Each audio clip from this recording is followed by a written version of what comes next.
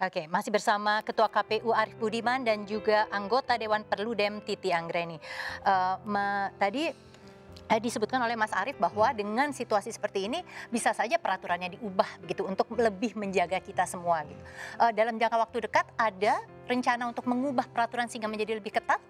Ya, pemerintah yang saya dengar ya dari beberapa media mempertimbangkan untuk menerbitkan Perpu.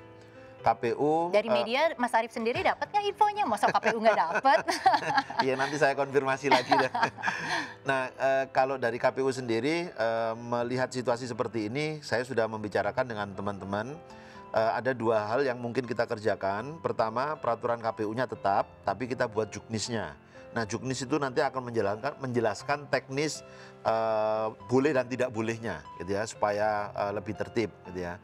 Kalau mau lebih kuat, tentu PKPU-nya. Tetapi kalau PKPU yang dirubah, saya khawatir waktunya tidak cukup. Karena merubah peraturan KPU menurut undang-undang harus ada rapat konsultasi dengan pemerintah dan DPR. Harus ada mekanisme harmonisasi dengan Kementerian Hukum dan HAM. Padahal tanggal 23 sudah penetapan pasangan calon, tanggal 26 sudah mulai kampanye. Iya, ini kelihatannya harus dari pemerintah pusat, Perpu begitu ya Mas ya? Iya, kalau mau mengubah yang sangat mendasar dan semua bisa kena dengan Perpu. Oke, tadi kita contohnya yang berhasil tetap pemilu itu adalah Singapura dan Korea Selatan. Iya. Tapi dua negara ini berbeda bagaimana melakukan kontrol terhadap penyebaran pandemi. Kalau Indonesia sendiri Mas Arief melakukan simulasi, gagal terus Mas. Orang berkumpul nggak tertib. Masih yakin mau lakuin pemilu? Nggak ditunda aja Mas?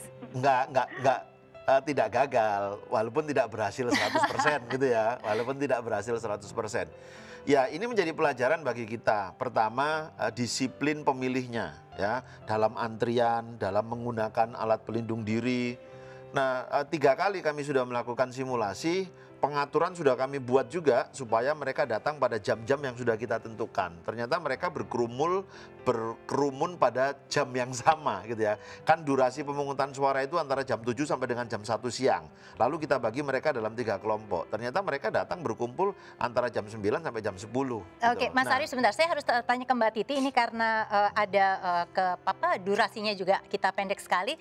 Mbak Titi, Mas Arief tidak mau menjawab secara langsung apakah mau ditunda atau tidak. Saya melihatnya cenderungnya tidak ditunda. Perludem sendiri inginnya seperti apa?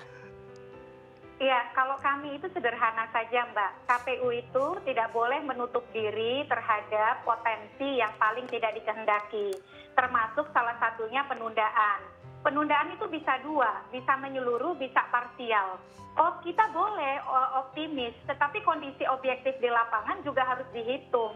Selama ini semua pihak mengatakan siap, tapi ketika praktiknya ada kegagapan, semua lempar tangan begitu ya. Baru kemudian tertati-tati mengejar segala instrumen yang diperlukan. Ini kan anomali Mbak Ira. Kita sudah menjalankan pilkada baru bicara soal revisi regulasi. Harusnya perangkat regulasi itu yang sejak awal ada gitu ya. Nah ini yang kemudian tidak ada di pilkada kita.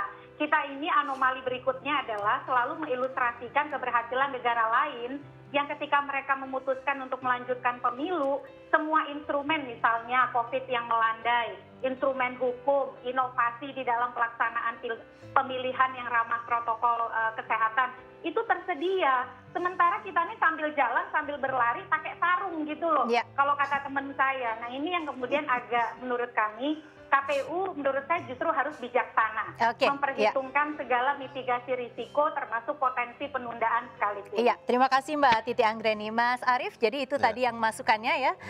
Nanti dan silakan. KPU membuka diri. Iya, untuk membuka diri untuk itu ya. Terima kasih Mas Arief sudah bersama kami di Prime Show with Ira Kusno. Pemirsa, perhelatan demokrasi dinilai akan berhasil jika kita semua patuh terhadap protokol kesehatan. Pemimpin yang terbaik adalah pemimpin yang bisa membawa masyarakatnya bangkit dari dampak pandemi saat ini. Saya Ira Kusno pamit, saksikan Prime Show with Ira Kusno minggu depan. Selamat malam, salam sehat.